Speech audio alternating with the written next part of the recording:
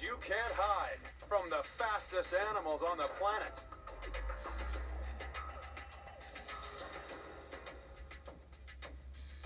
We're counting down the top 10 most extreme speed freaks in the world and comparing them to human attempts to race their way into the record books. Strap yourself in because you're in for a wild ride when you travel to the most extreme. Earth is a planet of extremes. Extreme places. And extreme animals. But some animals are more extreme than others.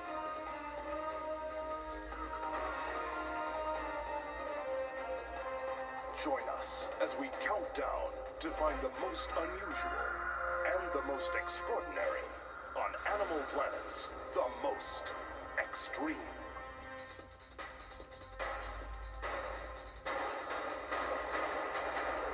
Number 10.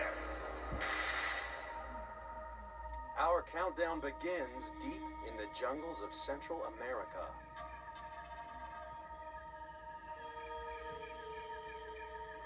The basilisk may not look much like an athlete, but if this lizard gets a fright, it can really move.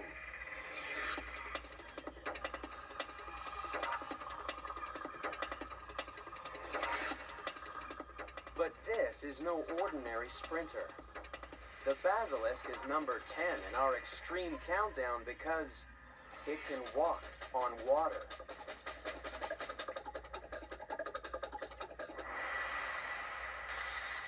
It may take a miracle for a human to walk on water, but the basilisk relies on the laws of physics. For a start, the basilisk doesn't walk. It sprints at an amazing 7 miles per hour. And running on water requires some special footwear, according to biological educator Paul Hahn. They have these modified scales on the bottom of their feet.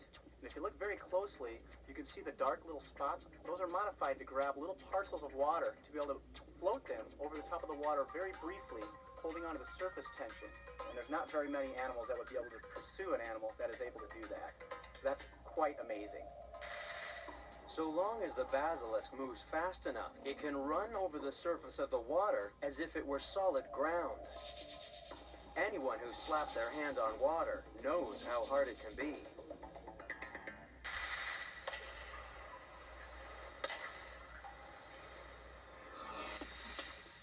For centuries, people have been trying to find ways of walking on water like the basilisk. Leonardo da Vinci was one of the first to put his mind to the task. Unfortunately, he was too busy painting to test his design. 500 years later, someone finally got round to making them, and they were hardly worth the wait. Even when you're up a creek with a paddle, you're still no match for a basilisk. If we wanted to copy the basilisk, we'd have to grow feet the size of open umbrellas and take 20 steps a second.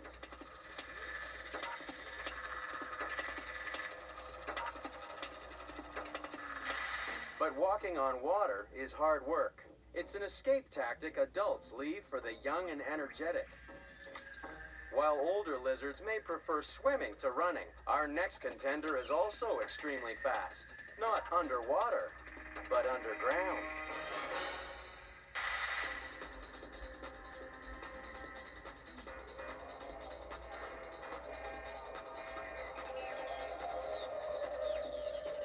Number 9.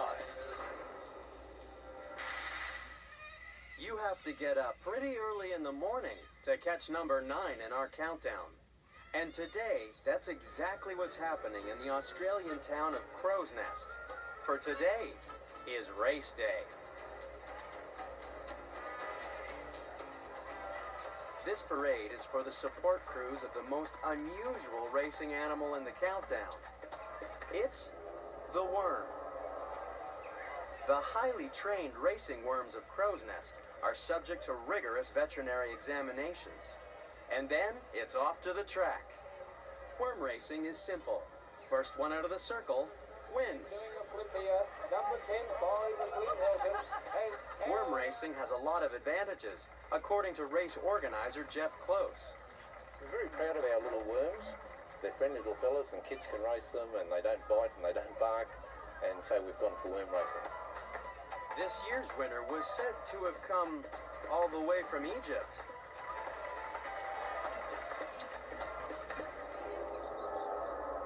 But you don't have to travel to exotic locations to find champion racers. The masters of limbless locomotion live right under our feet.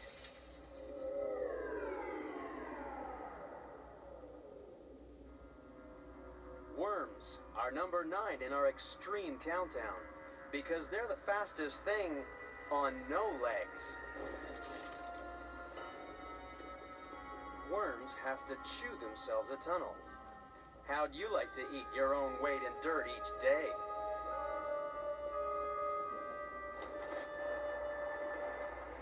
And who needs legs when you live in a burrow?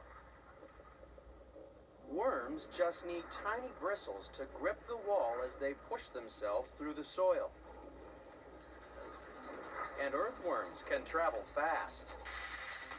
52 feet per hour may not sound very extreme, but you try wiggling that far through solid ground without using your arms or legs.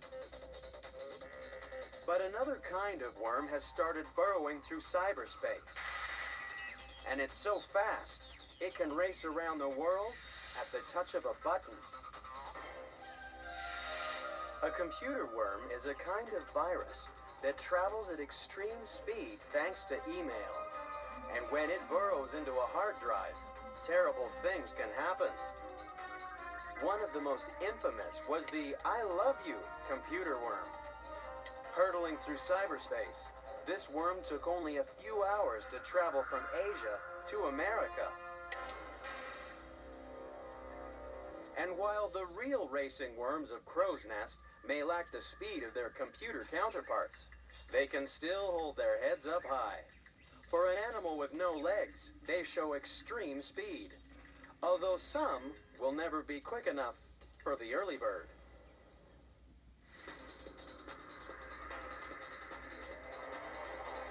Number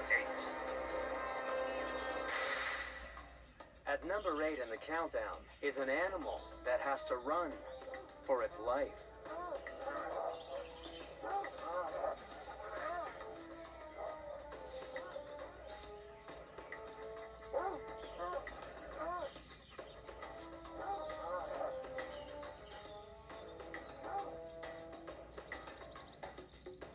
The hare has an impressive track record of extreme speed. It has to be fast, just to survive.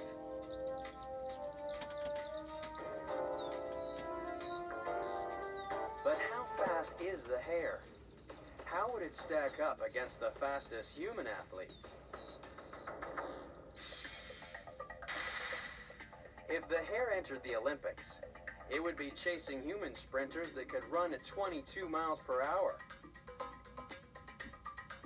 But that's no problem for the hare.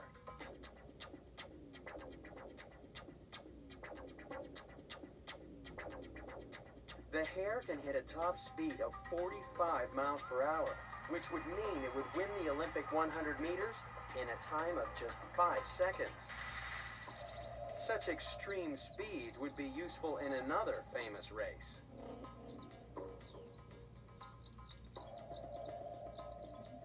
A hare running at full throttle would be able to keep pace with the horses running in the Kentucky Derby.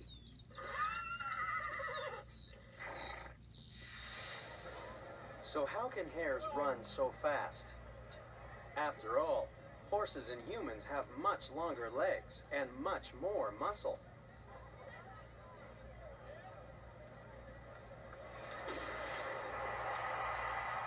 Well, for any competitor, extreme speed comes from 2 things: how fast you move your legs and how long your stride is.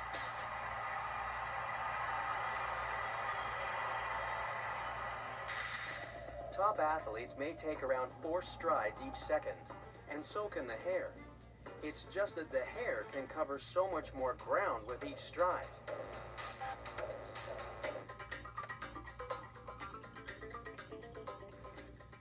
The hare carries much less body weight than either a horse or a human, so its muscles can push its body much further every jump it takes. The hare is also extremely flexible. This means it can maximize its stride length by stretching out those powerful back legs and then bringing them up in front of its chin. That's how the sprinting hare covers the ground so much faster than we do. Each hop can cover almost twice the distance down the track. But there is one way we can extend our stride length. Strap on a pair of power walkers. It's amazing how much faster you can run if you stride like a hare. By extending the length of our legs, these super stilts let us cover far more ground with each step. So simply by taking bigger strides, you can power past all opposition.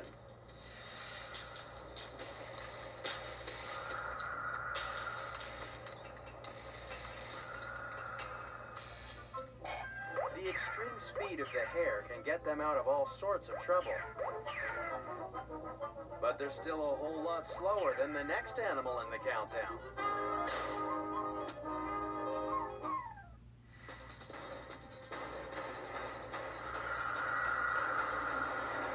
Number 7.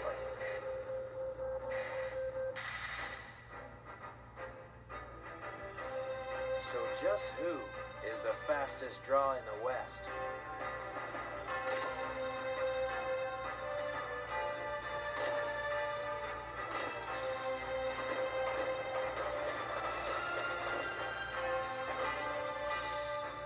For the cowboys of the Wild West, extreme speed was the difference between life and death.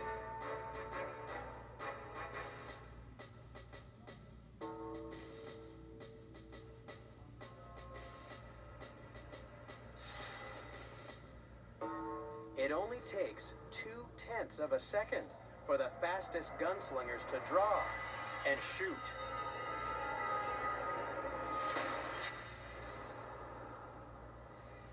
But the cowboys have competition. This is one of the fastest claws in the West.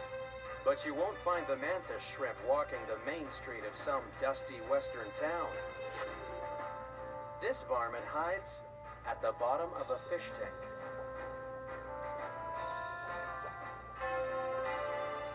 The mantis shrimp is number 7 on the countdown because it's a real sharp shooter.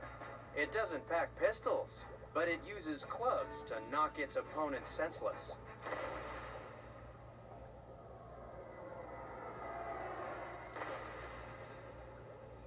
Those front legs move as fast as a speeding bullet and cause about as much damage, according to Australian museum scientist Dr. Shane Ayong.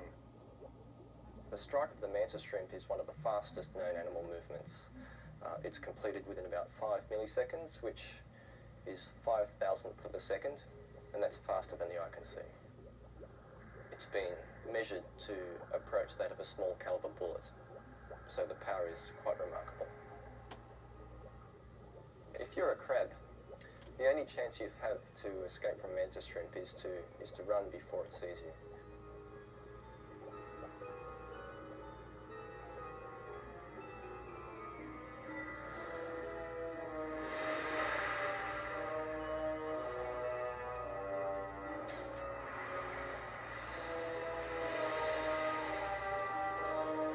But it's not just crabs that suffer at the hands of a mantis shrimp. Anybody who's tried to pick up a mantis shrimp quickly learns why it's nicknamed the thumb splitter. And it's even got a reputation for destroying expensive aquariums.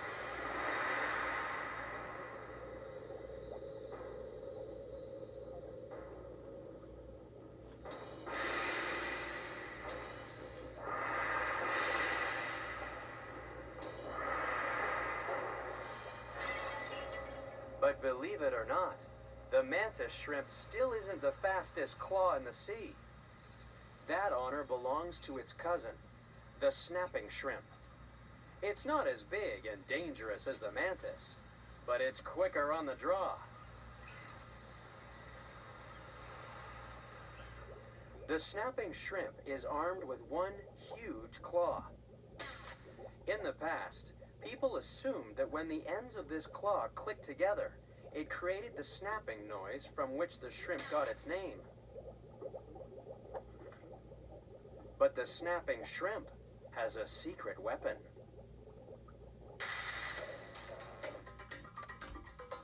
When scientists took a closer look at the snapping shrimp's incredible claw, they discovered the snapping noise wasn't caused by the pincers slamming together.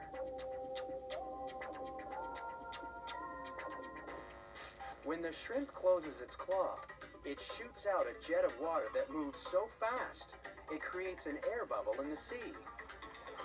When this cavitation bubble implodes, it creates a massive shock wave and a loud bang.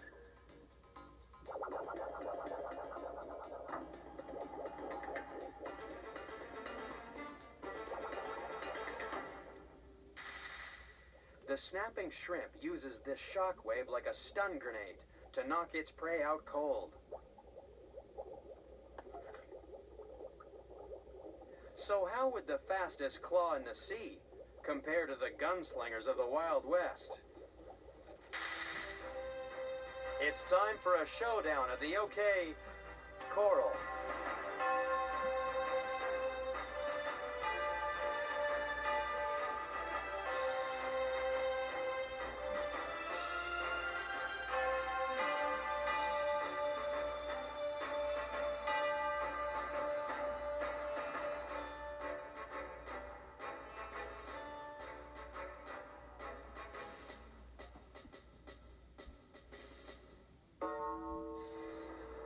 The snapping shrimp is almost 100 times faster than the best gunslinger in town.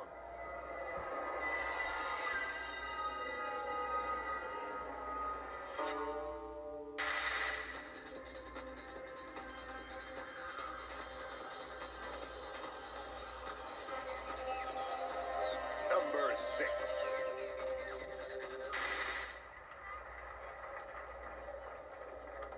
The world's top athletes would try just about anything to win a gold medal.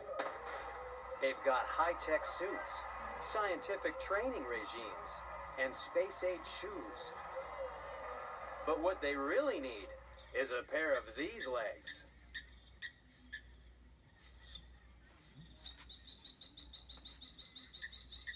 The ostrich is the fastest thing on two legs. Sure, it may look a little ungainly, but the ostrich would leave our fastest athletes in their dust.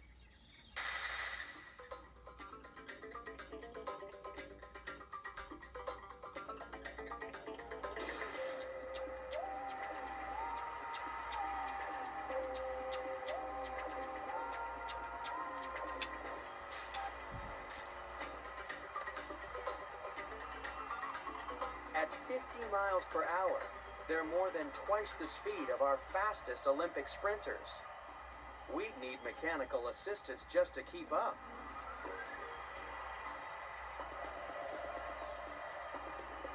An ostrich runs as fast as an Olympic sprint cyclist. Ostriches belong to a group of flightless birds called ratites. All ratites have long legs built for speed. After all, they can't fly away from danger. Humans could never run like an ostrich without some extreme surgery, according to Mike Archer from the Australian Museum. What will we have to do as humans to keep up with these gigantic, fast-running ratites? What if we wanted to catch them, eat them, or whatever, or get out of their way if they're predators? We'd have to redesign ourselves fundamentally. We'd basically have to give ourselves shrimpy little warty arms that would sort of dangle up in front of our chests, little bitty things. We'd have to get rid of all these big muscles at the top and put all the effort on the thigh bones, thunder thighs. Human sprinters already have thunder thighs. Their bulky leg muscles are made for powerful acceleration. but they can only maintain top speeds for very short distances. Long-distance runners are much leaner and meaner. Their skinny legs have muscles that can work for a long time, but they generate slower speeds.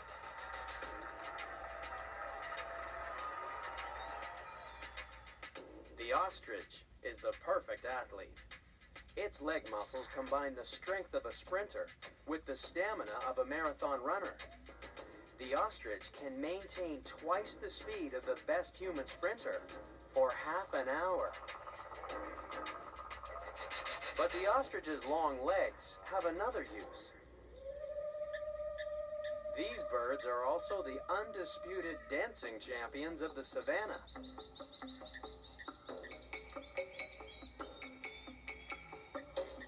Although not everyone's so impressed by the male's sexy legs.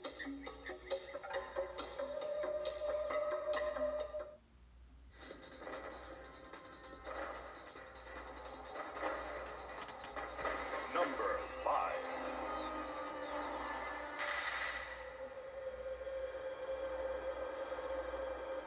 These marine biologists are on a fishing trip with a twist. They're trying to catch up with one of the fastest fish in the sea by towing a specially baited camera. At this speed, no ordinary fish could keep up. But the mako shark is no ordinary fish.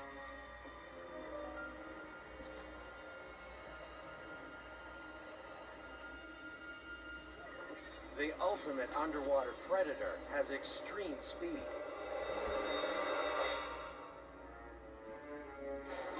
It's 10 times faster than the best Olympic swimmer. And that's why the mako powers in at number 5 in our countdown. It can swim up to 30 miles per hour, which is faster than we could sprint on dry land. We can't swim as fast as a shark, because we don't have the muscles driving the sideways sweeps of that enormous tail fin. But we can copy its design. This is the new sport of fin swimming. With the help of an artificial shark's tail attached to their feet, fin swimmers generate much more power. And this results in a 70% increase in their speed through the water. But the shark also manages to swim faster thanks to its sandpaper skin. The scales on the skin serve to channel water over its body. This reduces the friction between the scales and the water, so the shark swims faster. And now, so can we. All you need is a swimsuit made from a synthetic replica of shark skin. It's covered with a series of tiny channels that can reduce drag by as much as 10%. That's a big advantage when gold medals are won and lost by just tenths of a second. We may be able to copy the shark's skin and tail fin, but we're still a very long way from swimming as fast as a shark. It's that extreme speed that makes sharks so fascinating and so deadly. But believe it or not, there's another predator in the sea that can kill you quicker than a shark.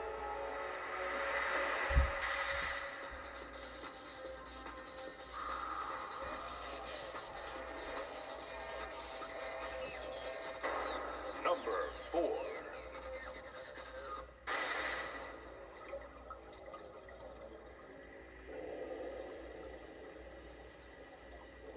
You can find number 4 in the countdown, lurking in tropical waters around the world. It's an animal that moves really fast. For a snail, it may look harmless, but hiding inside that shell is a deadly assassin. For this is a cone snail.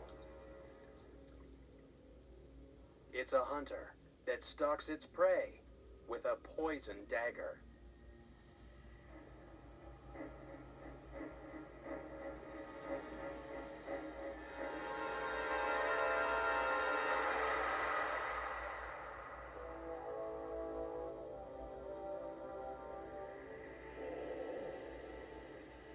The cone snail is number 4 on our countdown because it stabs with extreme speed. But it injects a deadly poison that moves even faster. If you could travel with the poison inside the fish, you'd see it speeding straight to the nervous system. The poison molecules jam the nerves, stopping the signals responsible for moving muscles. It means the fish is completely paralyzed. And all this happens in a fraction of a second.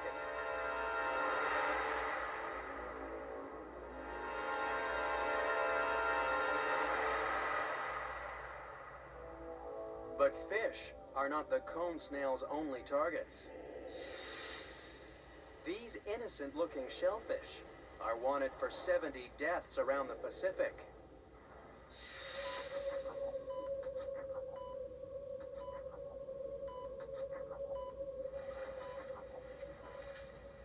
A U.S. Marine based in Guam was posing for a photograph with 2 cone snails when both simultaneously struck him in the neck.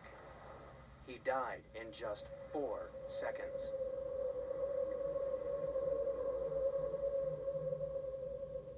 So next time you see one of these assassins in the water, just remember that speed kills.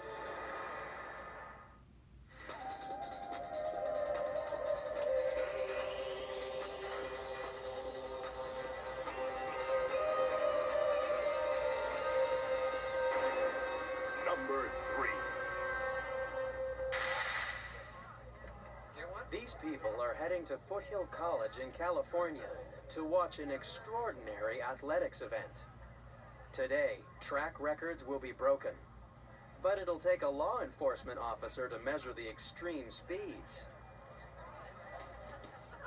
These competitors have a natural advantage, for they come equipped with sophisticated footwear, and they're extremely aerodynamic. The athletes running today are cheetahs. They're competing in a race to raise money for the Cheetah Conservation Fund. Their extreme speed will also raise more than a few eyebrows. That's because the cheetah is the fastest thing on 4 legs. It's 3 times faster than the best human sprinters on the planet. In fact, the cheetah's specifications are more like that of a racing car than a track star. It can go from 0 to 70 miles per hour in only 4 seconds.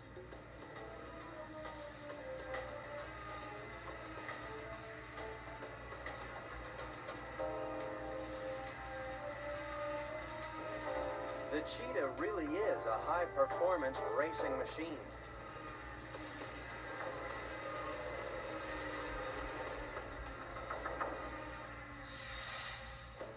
It has to be quick, because out on the African savanna, the cheetah has a taste for fast food.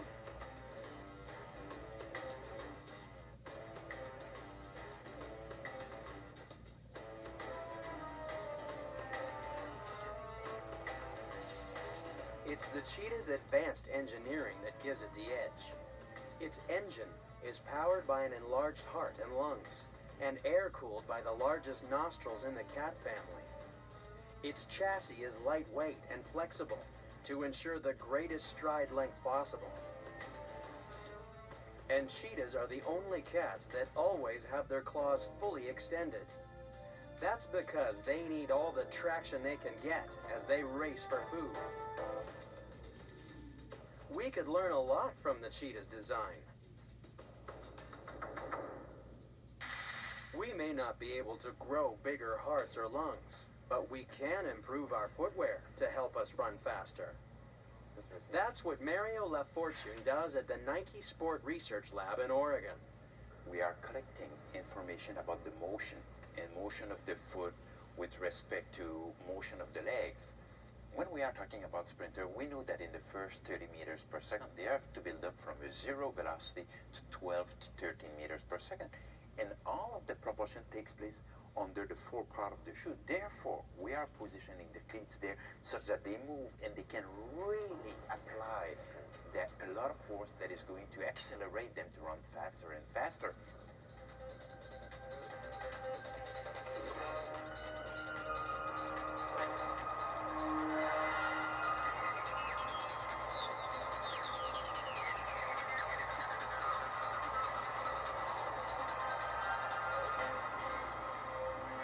Back at the Cheetah Grand Prix, people are waiting to find out which cat is the fastest. Shaka is the favorite for this year's meeting, but Zulu will be pushing for pole position.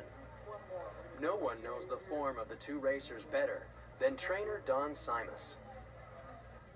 Shaka is larger, so he has a longer stride. Zulu is shorter. We always expect her to be slower. She always does better, and I think it's because she's lower to the ground. As an incentive, the world's fastest mammal chases something small, fast, and colorful to guarantee maximum speed.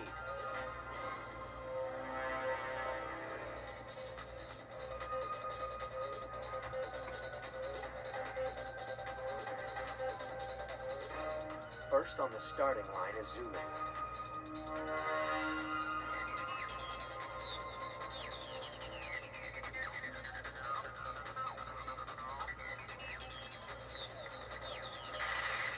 "50 miles per hour is a disappointing speed. Can Shaka do better?"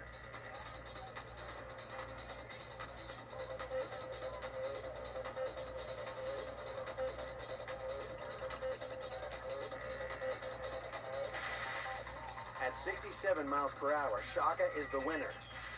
And his reward is the same as the first Olympians.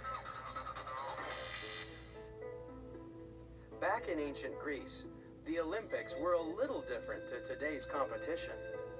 For a start, all the competitors raced in the nude. The Greeks believed that clothes just got in the way.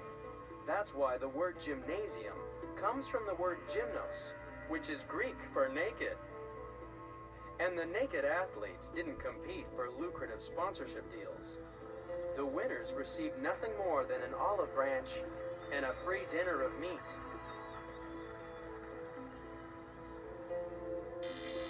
And while Shaka also dined on meat, our next contender feeds on speeds that blow all competition out of the sky.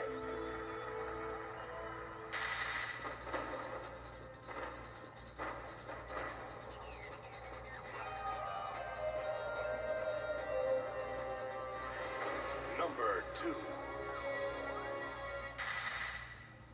To reach extreme speeds, you have to take extreme risks.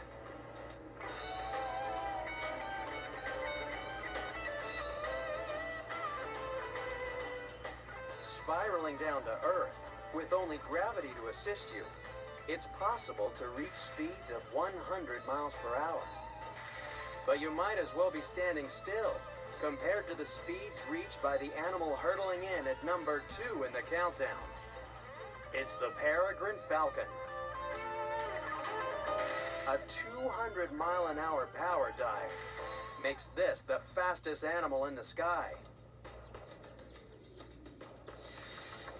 Most parachutists are happy they don't dive like a falcon. After all, the lower speed means they can open their chute and not have the impact rip their shoulders off. But some people are looking for the ultimate head rush. Welcome to the extreme sport of speed skydiving. Competitors wear special suits to reduce wind resistance and aim head first for the ground, falling as fast as a falcon. Of course, the tricky part is slowing down enough to be able to open your own parachute. But peregrine falcons don't slow down until they hit something. Mid-air collisions are devastating for anything that takes to the sky.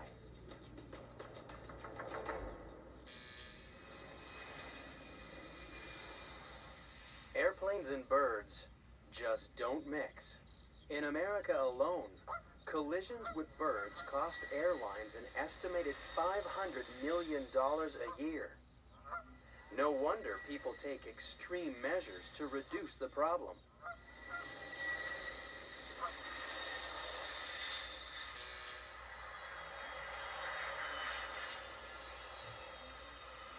Commercial airports and Air Force bases have recruited a special breed of fighter to patrol their airspace. Meet Tom Steffen. He's not the pilot. He's the ground crew for a real Top Gun. Brooke, the peregrine falcon.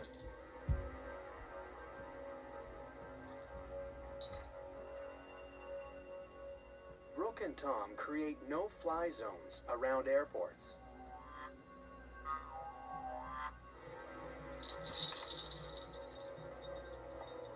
Their job is to clear the area of flocks that cause bird strikes. But Brooke isn't a killer. She's been trained to attack Tom. And we lure fly the falcon. We get it to dive at that effigy of a bird with meat tied on it. And they repeatedly stoop at it, they dive at it. And the birds in the area see that. They know that falcon is working and is hungry, and so they leave.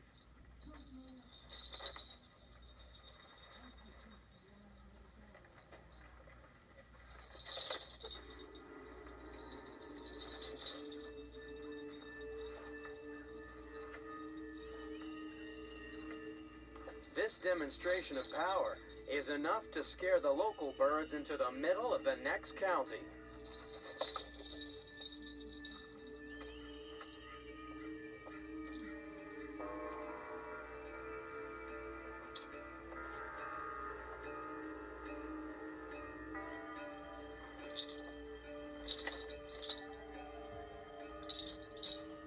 Brooke really does have the right stuff. But not even Brooke can keep up with the #1 animal on our countdown.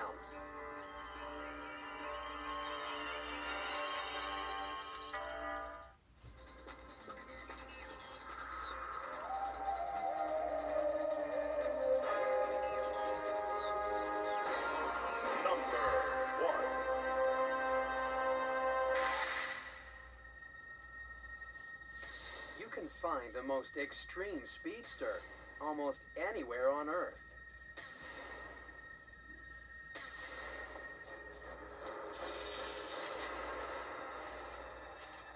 It may be the fastest thing on 6 legs, but it still can't outrun St. Louis Zoo entomologist Jane Stevens.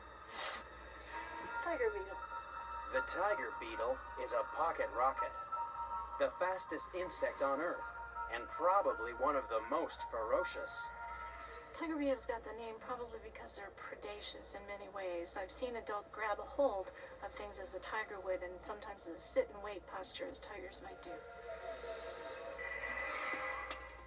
The tiger beetle uses its incredible eyesight to pick out a target. Then, it takes full advantage of its extreme speed to run down its prey.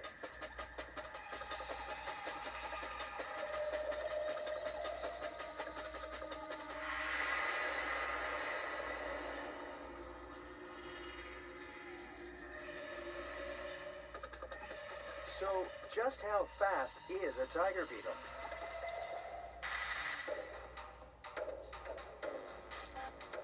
If you put a tiger beetle on a racetrack, it would sprint at the same speed as a human out for a brisk walk.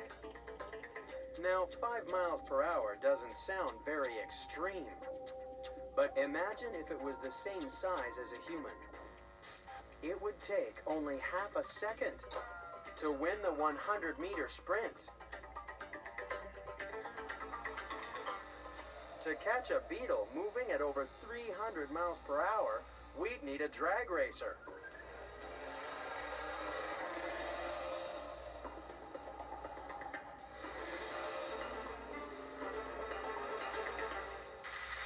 But there's a problem with being the fastest sprinter on the planet.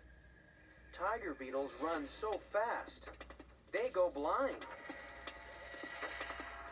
Watch a tiger beetle hunting, and you'll see it sprint and stop, then sprint and stop. Those enormous eyes work well when the beetle sits still, but once the beetle starts running, its eyes can't process information fast enough to see its surroundings. The tiger beetle is the #1 most extreme sprinter on the planet because it's literally running blind. Imagine what it must be like to be a tiger beetle.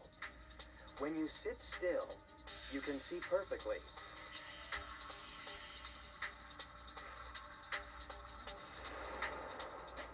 But then you take off, and you have to search your surroundings again. Locked onto your target, you take off, and your eyes just can't cope. You go blind until you stop, search, and start again. This is an extremely unusual way of hunting. But when you move as fast as the tiger beetle, you have to find some extreme solutions. No wonder this is the #1 sprinter in our countdown. After all, when it comes to speed, the tiger beetle really is the most extreme.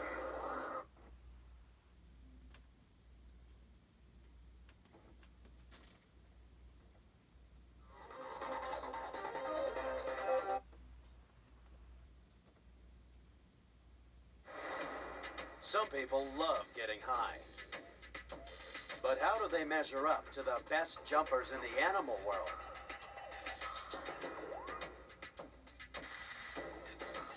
Find out as our top 10 countdown of the most extreme jumpers on the planet takes us to surprising new heights. It's easy to keep one jump ahead of the field when leaping's taken to its most extreme. Earth is a planet of extremes. Extreme places. And extreme animals. But some animals are more extreme than others.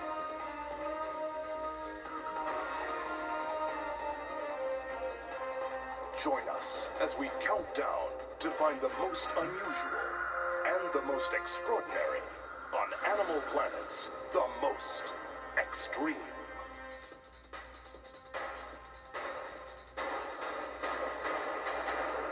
Number 10. Leaping straight into the countdown at number 10 are animals born to be jumpers.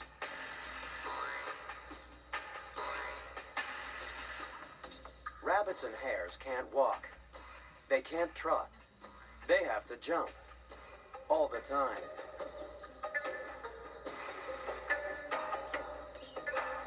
They kick off the countdown because those big back legs are incredibly powerful. Watching a bunny hopping gently in a field, you'd never guess the extreme distance it can leap. You have to see them sprinting to discover how far they can jump in a single bound.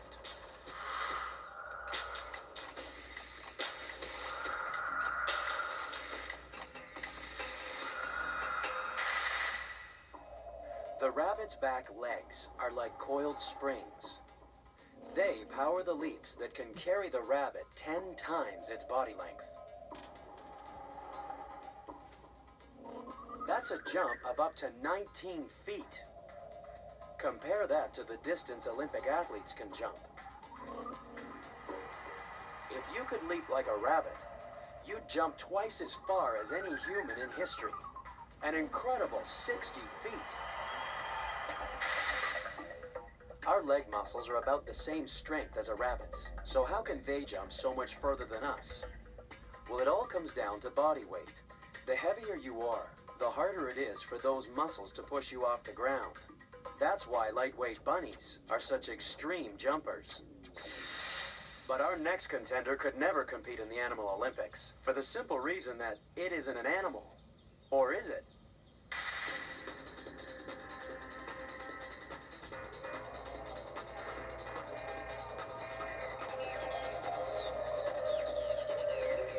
Number 9.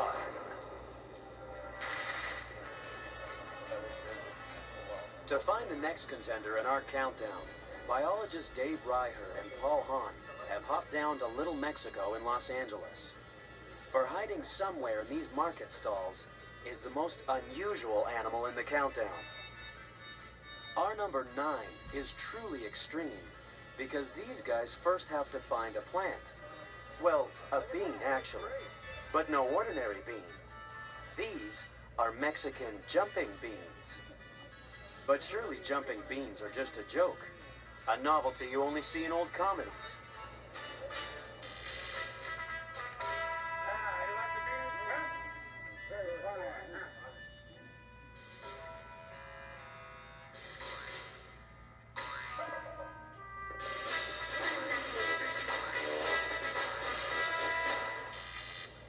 But do Mexican jumping beans really jump? Ah! Look at them go. It didn't take long. Look at that. That one's really good. That big one is really hopping. For these beans, jumping is no joke. It's a matter of survival. But how do they do it? What makes a bean jump? To find out, you need to take a look inside at the most unusual jumping device in the world.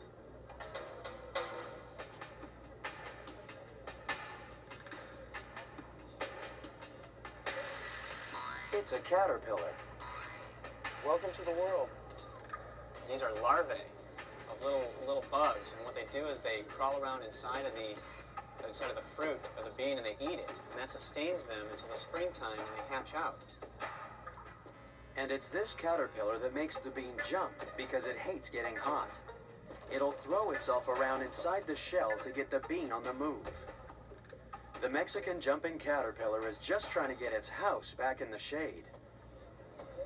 For a bug in a bean, this is a pretty extreme jumping ability. But our countdown of the most extreme jumping animals on the planet is just warming up.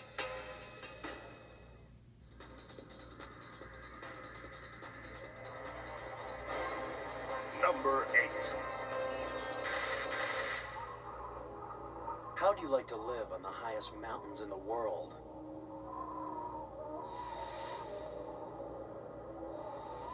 It's a land of ice and precipice. And it's home sweet home for the Tibetan Baral, a mountain sheep that lives life on the edge. Baral are number 8 in our countdown because they're extraordinary rockhoppers. They have to be. When you live above 14,000 feet in these mountains, one slip can be fatal.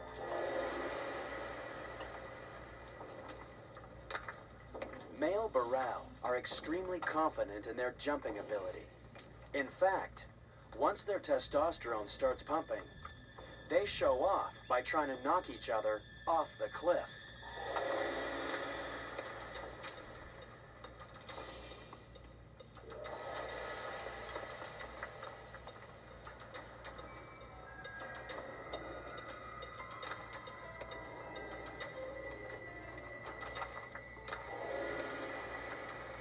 Baral may be happy bouncing off rocks, but most humans try to hang on for dear life. We use ropes, crampons, anything to get a grip on the cliff. But not the Baral.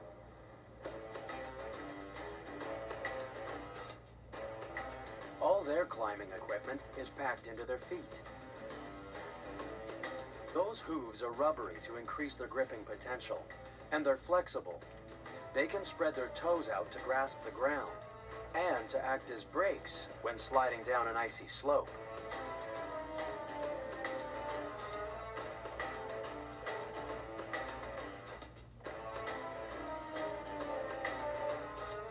And since human mountaineers can't tiptoe down the rocks like Baral, they've had to come up with a different way of getting down the mountain. It's a little extreme, but a lot faster.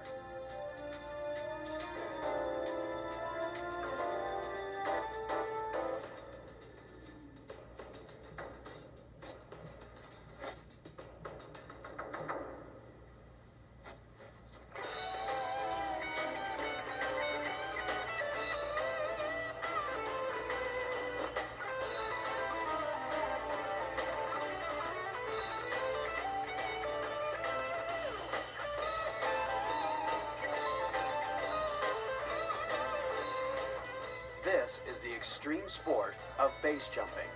You find a cliff and you jump off. Kids, Don't try this at home.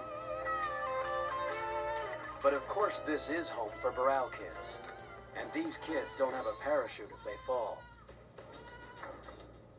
These impossibly high cliffs are a dangerous place to grow up. In fact, only half the kids born each year will celebrate their first birthday.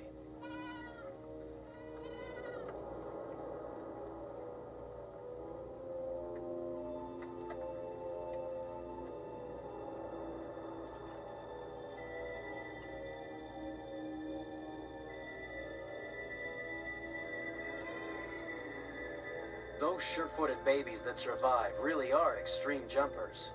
In fact, sometimes they seem to take as much pleasure in leaping down the mountain as any adrenaline junkie with a parachute.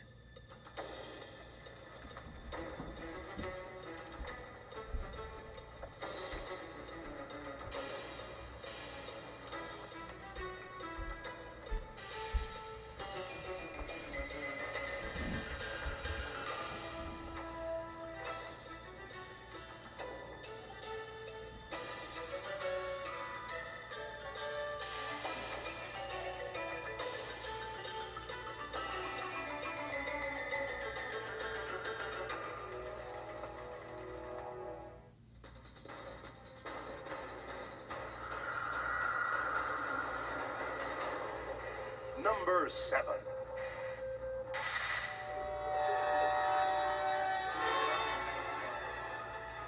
Number 7 in our extreme countdown may be small, but what it lacks in size, it makes up for in sheer numbers.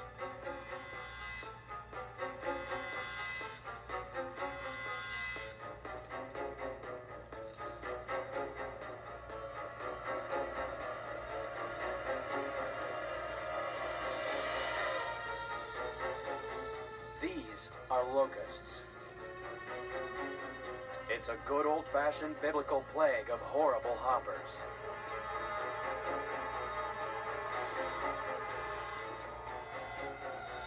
Locusts are a kind of grasshopper, and they can really hop over a lot of grass. The locust's huge hind legs can kick them over 3 feet, or 20 times their body length. Imagine if a basketball player could jump like a locust.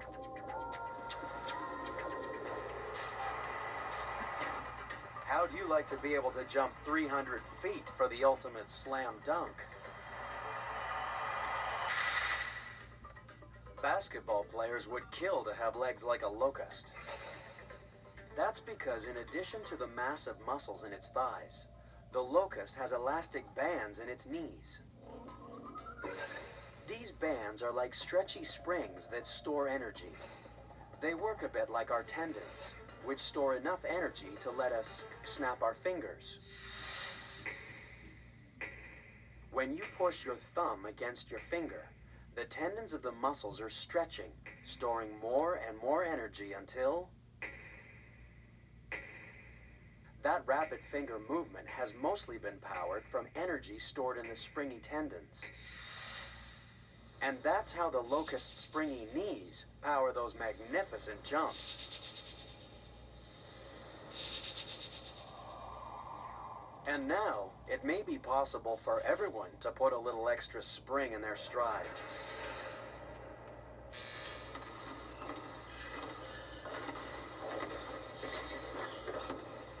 Even the shortest basketball players could slam dunk with the best of them, with a little help of an artificial knee.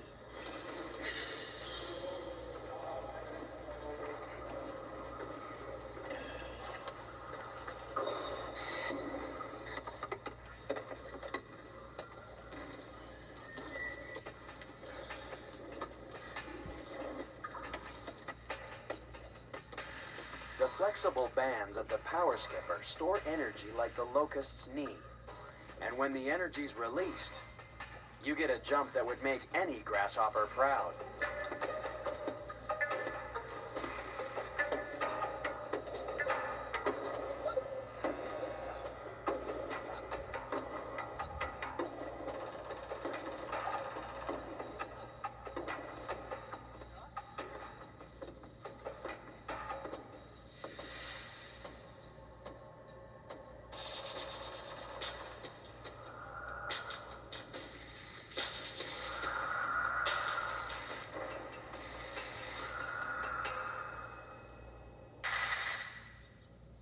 But believe it or not, grasshoppers can also have trouble scoring.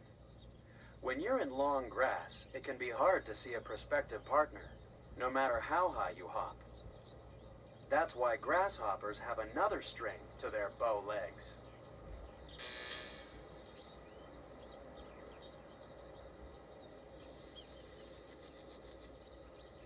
Males make music with those bulging thighs.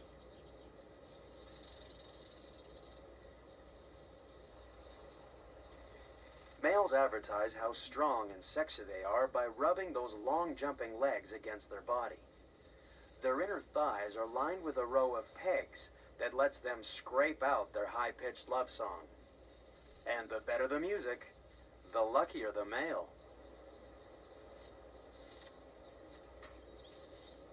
The male grasshopper's musical thighs have impressed more than just their mates.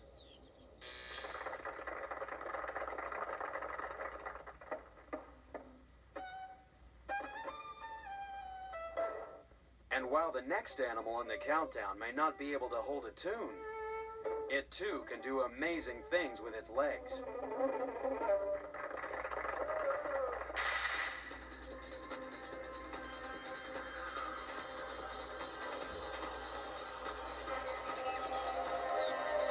Number 6.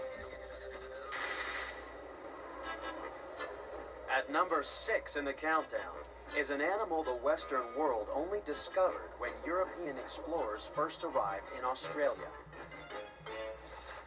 According to legend, when they first set foot on this bizarre new land, they saw a strange animal hopping about.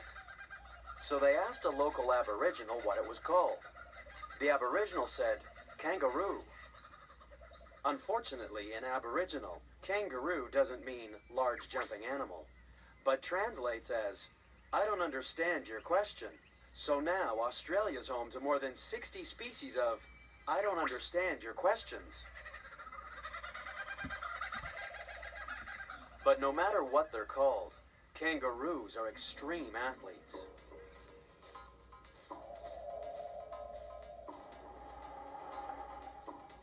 It's not just the fact that they're incredible jumpers.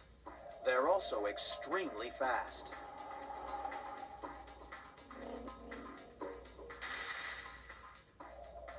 A sprinting kangaroo would clean up at the Olympics.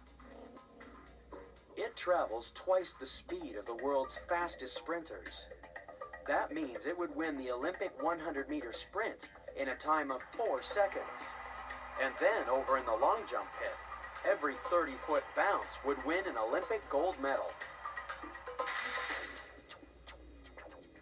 But the really amazing thing about these extreme athletes is that the faster a kangaroo travels, the less energy it uses. When we want to run faster, we have to increase the number of strides we take each second.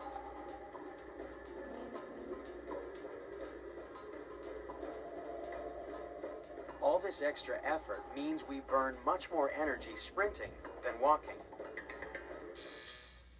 But kangaroos are different. To go faster, a kangaroo doesn't take more steps. It simply increases the length of its jump. And the further the kangaroo jumps, the more energy it's able to store in the massive tendons of its legs and tail. In fact, it's so good at storing jumping energy that it's actually easier for a kangaroo to run than to walk. But some people have made use of a different method of storing energy for a high jump.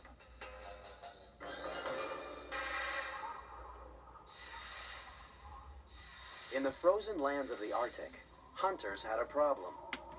The sea ice was so flat that it was really hard to get high enough to be able to see things in the distance. Their solution was to get 50 friends and a really big blanket. The blanket toss is now a favorite event in the Eskimo Indian Olympics. Judges award points according to grace, height, and smoothness of landing.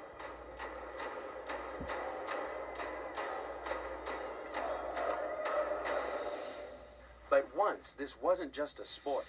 It was an old hunting technique to give the added elevation needed to spot prey far across the sea ice. We use a similar jumping device today, but not to spot whales. And instead of a blanket, we use an invention that was inspired by a very different kind of festival.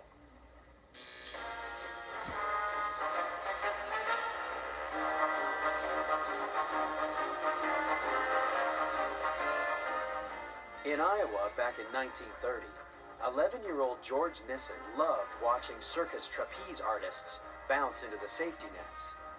It started him thinking. Over the next few years, he developed the idea of stretching canvas between springs. But he still didn't know what to call his invention until he traveled to Mexico. He loved the sound of the Spanish word for diving board, and that's how we got El Trampoline. Unfortunately, no amount of canvas and springs can match the power and the amazing legs of the kangaroo.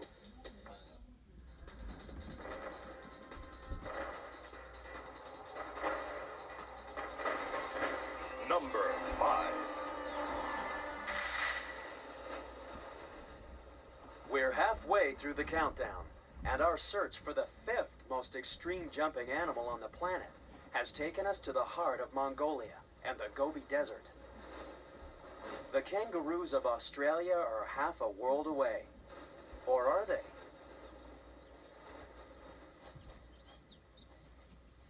This is a kangaroo. Well, it's actually a kangaroo rat. A rodent that uses those long back legs just like a kangaroo. But the kangaroo rat takes hopping to new extremes, because a single bound can carry it 15 feet. That's an incredible 45 times its body length. Imagine if a tall football player could jump that far. It's hard to defend against a player that could leap from end zone to end zone. Such extreme jumping hasn't gone unnoticed. In fact, these desert athletes once caught the eye of an army. In World War II, a division of the British Army was proud to be called the Desert Rats.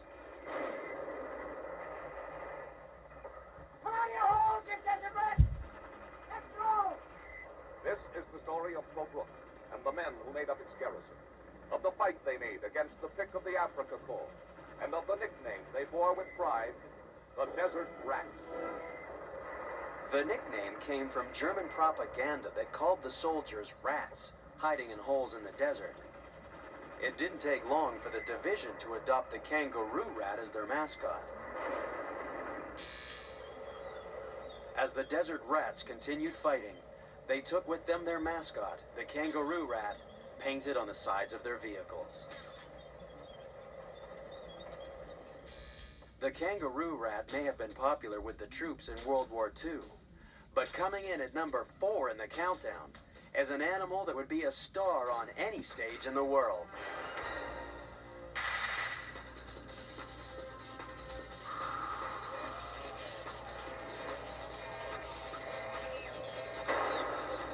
Number 4.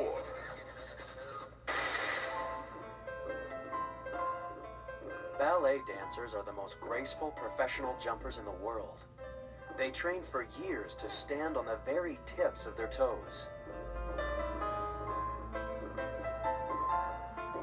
But our next animal in the countdown has been jumping on tiptoe for millions of years.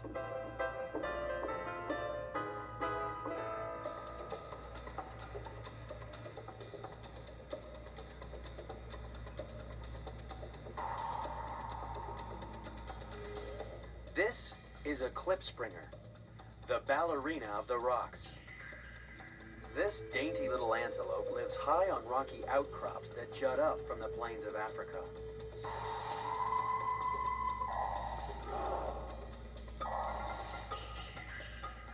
Early Dutch settlers named them klipspringer. It literally means rock jumper, and it's easy to see how they got their name. Sally. Their extreme jumping ability is also useful to keep out of the clutches of Honolulu zookeeper Greg Hamilton.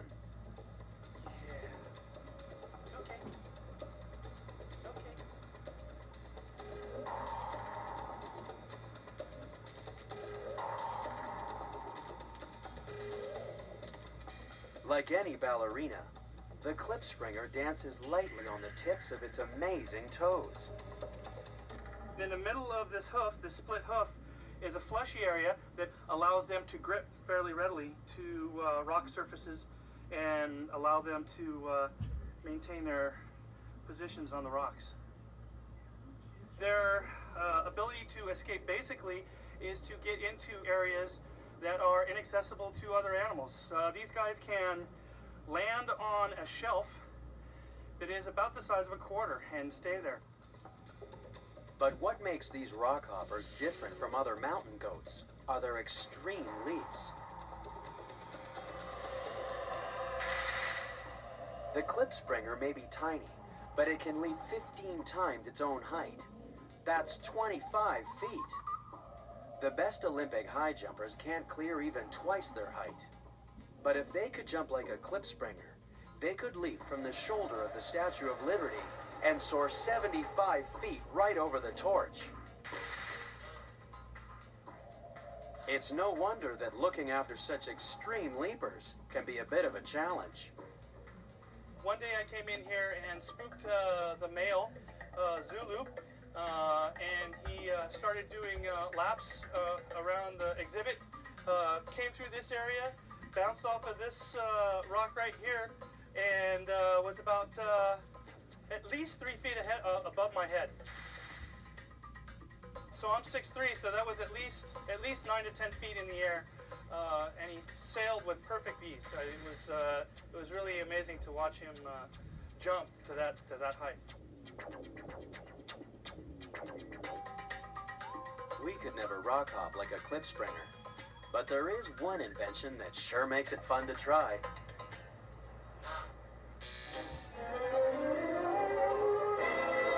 Young people of New York are all hopped up about the newest rage in sidewalk entertainment.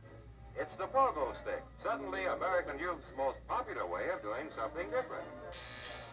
The pogo stick continues to entertain kids today, but its origins go back more than 100 years. There was once a poor farmer in the country formerly known as Burma. The farmer invented the prototype jumping stick to help his daughter dodge muddy puddles on the path to a temple. And the name of the farmer's daughter? Pogo, of course. Even though klipspringers have 4 built-in pogo sticks, they're still only number 4 in our most extreme countdown.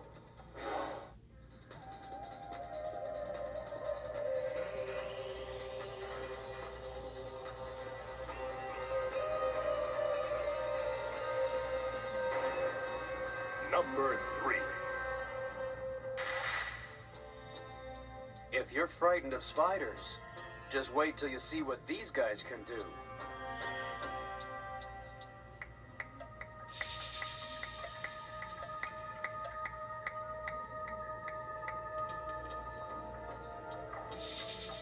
Leaping in at number 3 in the countdown are the jumping spiders. These guys are the lions of the spider world. They have exceptional eyesight, which means they can spot their lunch from a long way off. Then, like a big cat, they'll slowly sneak up on their prey and pounce. And what a pounce it can be! The jumping spider can really jump. Those 8 legs can push it more than 6 feet. That's 100 times its body length. A human athlete who could jump 100 times his body length might as well be flying. It would be like leaping clear over 2 jumbo jets, well over 400 feet.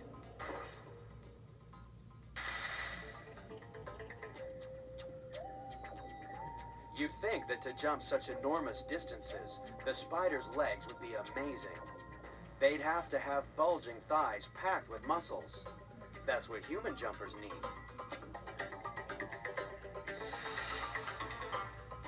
That's because human jumpers need well-developed thighs and firm butts to get their bodies up into the air and to absorb the shock of the landing.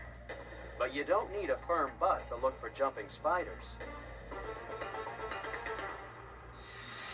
You just need good eyesight.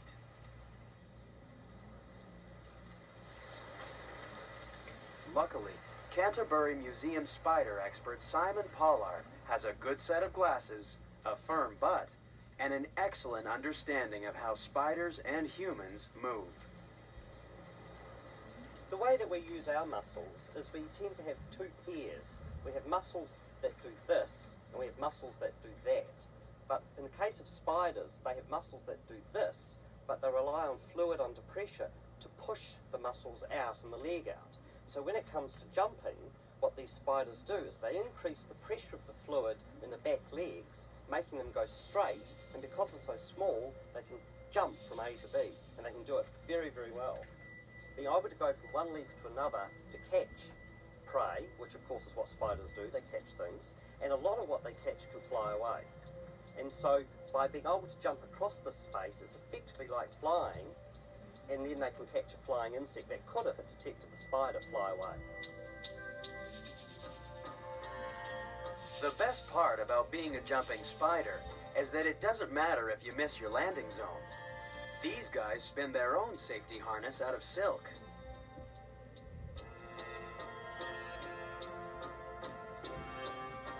But it's not just spiders that use a safety line when making death-defying leaps. On the Pacific islands of Vanuatu, young men have been making huge leaps of faith.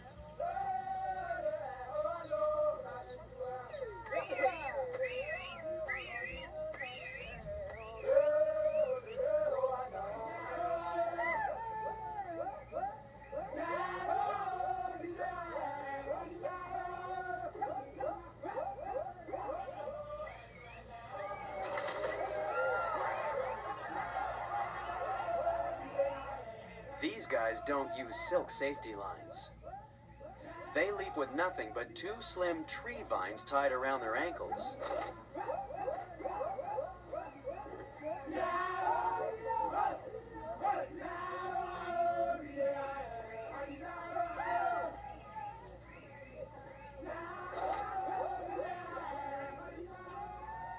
The land divers of Vanuatu jump as part of the celebrations associated with the traditional festival of the yam harvest.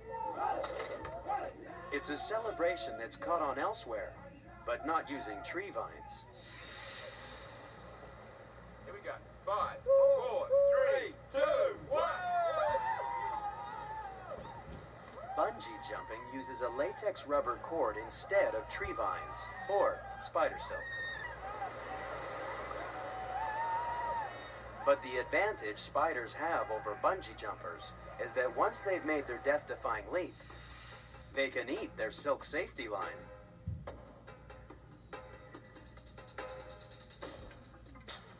But safety lines are not enough for our next contender in the countdown. There's one animal that jumps so high, it needs a parachute.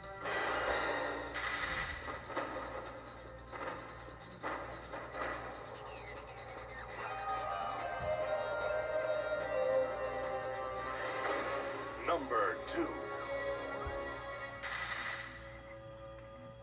At number 2 in our countdown is an animal that lives in some truly disgusting places.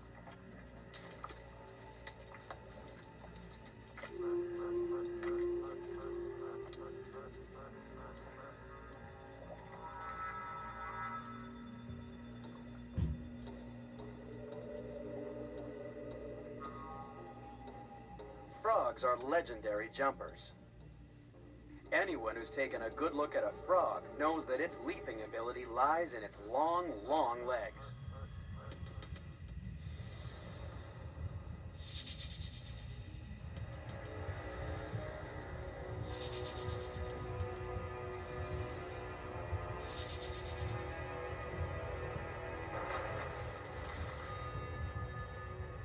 When scientists compared the power available in the frog's leg muscles to the distance they jumped, they discovered a frog can leap up to 7 times further than was thought physically possible.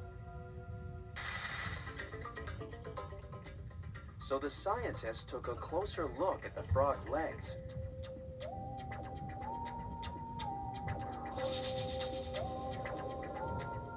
They discovered a trigger mechanism that allows the muscles to stretch the tendons, store the energy, and release it in that explosive leap. The question is, just how far can a frog jump? Well, people have been trying to find out at the annual Frog Jumping Jubilee in Calaveras County, California. For more than 70 years, frog jockeys of all ages have been encouraging their frogs to triple jump their way to glory.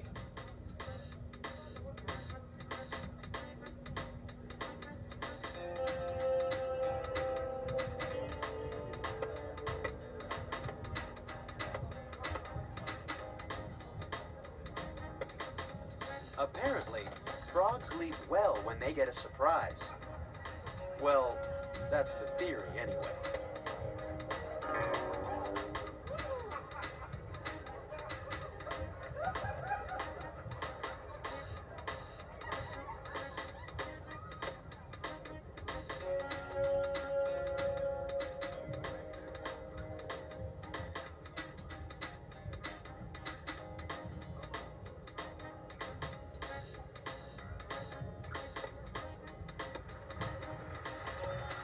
The winner of the Frog Jumping Jubilee made triple jump over 20 feet. But that's not even half the distance covered by the most extreme jumping frog in the world.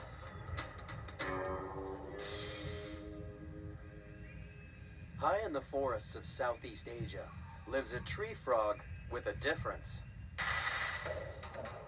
It's a frog with extra webbing between its toes. So when it leaps out of a tree, it opens 4 little parachutes. These flying frogs can glide more than 50 feet between trees. Imagine being able to jump 150 times your body length.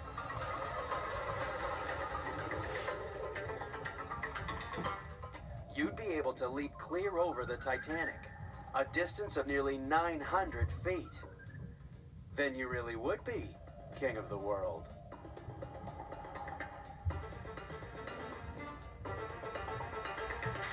But the incredible frog is still only number 2 in our most extreme countdown.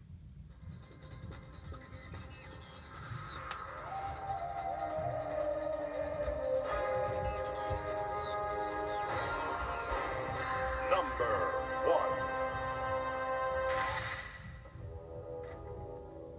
You don't have to travel far to find the most extreme jumper on the planet.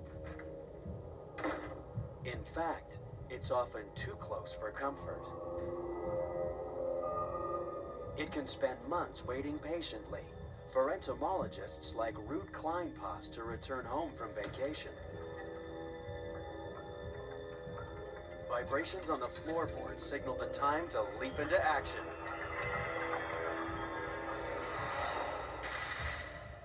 The most extreme jumper in the world is the flea.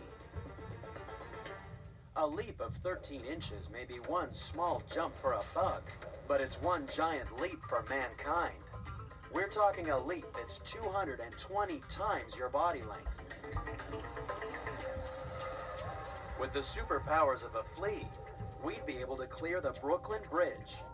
That's nearly a quarter of a mile.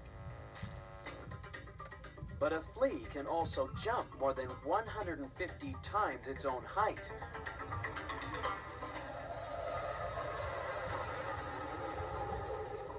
That's like jumping over not 1, but 2 Statues of Liberty, more than 700 feet.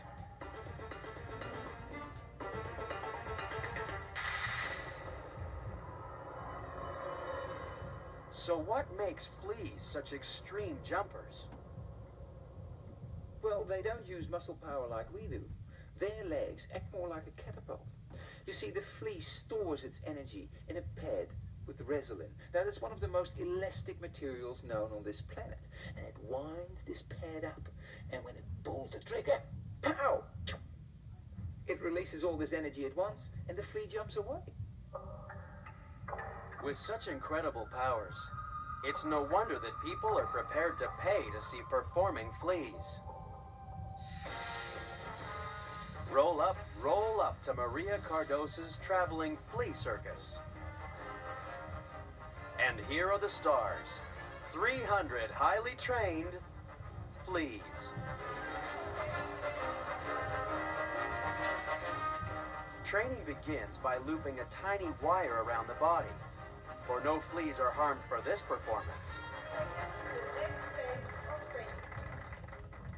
Once harnessed, the fleas are natural performers. They can be trained to follow the carbon dioxide breath of their trainers, jump towards the heat of a lamp, and even sway to the vibrations of the tango. The tango fleas.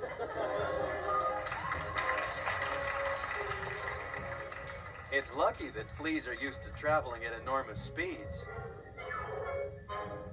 3, 2, 1, go!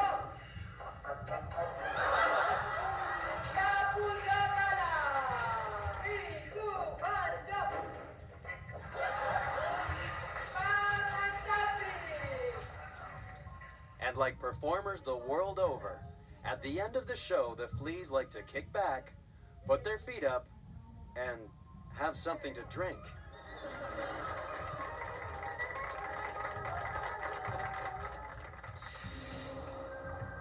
Love them or hate them, you just can't help being impressed by the flea.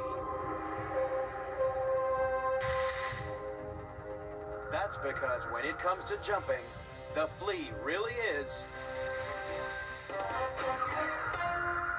the most extreme.